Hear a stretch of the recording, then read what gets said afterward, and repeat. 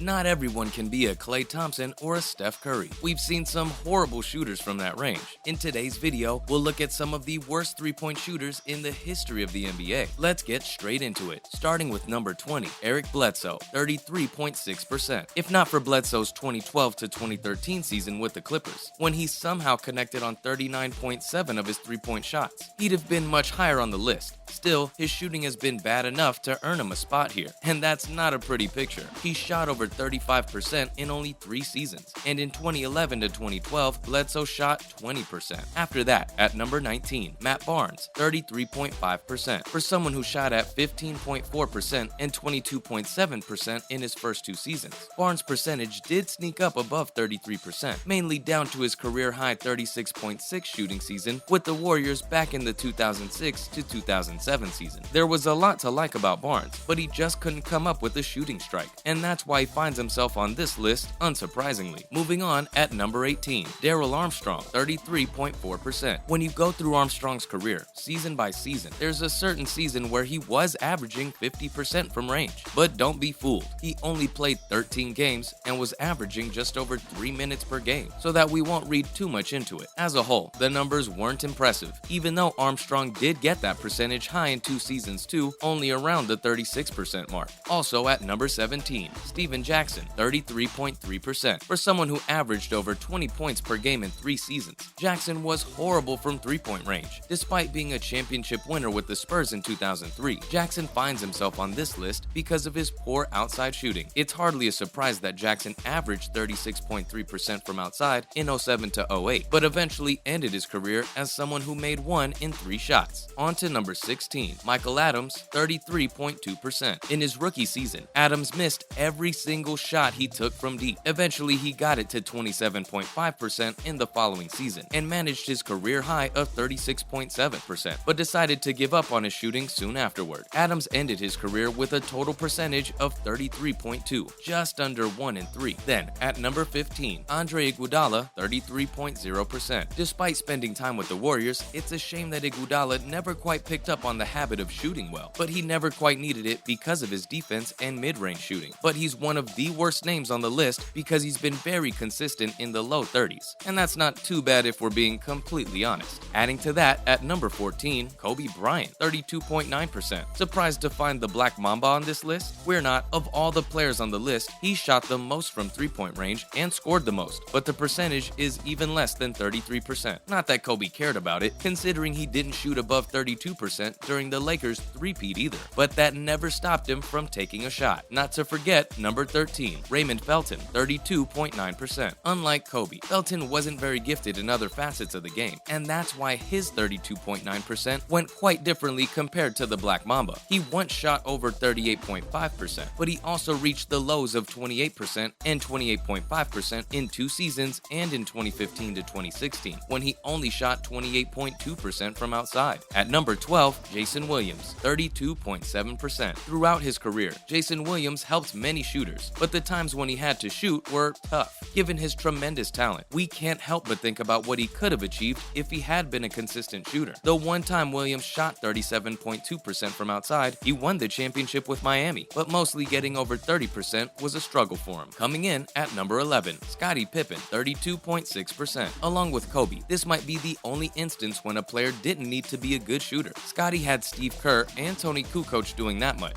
so he really never worked on that aspect. He failed to surpass 32% from the outside on 10 occasions in his career, and that's not a great showing, of course. Making the top 10, Devin Harris, 32.5%. Another All-Star makes a list, but the one time Harris made it to the All-Star side, he shot only 29.1% of his shots from the three-point range. For most of his career, he sat at that 32% mark and exceeded it to 34% on some occasions, with the best one coming in at 36.2% for the Utah Jazz. After that, at number 9, Stephon Marbury, 32.5%. Despite starting his career at over 35.4% shooting, Marbury's percentage decreased, and he didn't reach a higher figure for over a decade. It is indeed darkest before the dawn, because he shot at 20.5% for the Wolves before rebounding with 36.7% immediately in the next season, also a career best. Also at number 8, Antoine Walker, 32.5%. Unlike most players on the list, Walker didn't have a problem taking the shot. The problem was with the ball not going inside the hoop. He wasn't even that bad a shooter, he was just very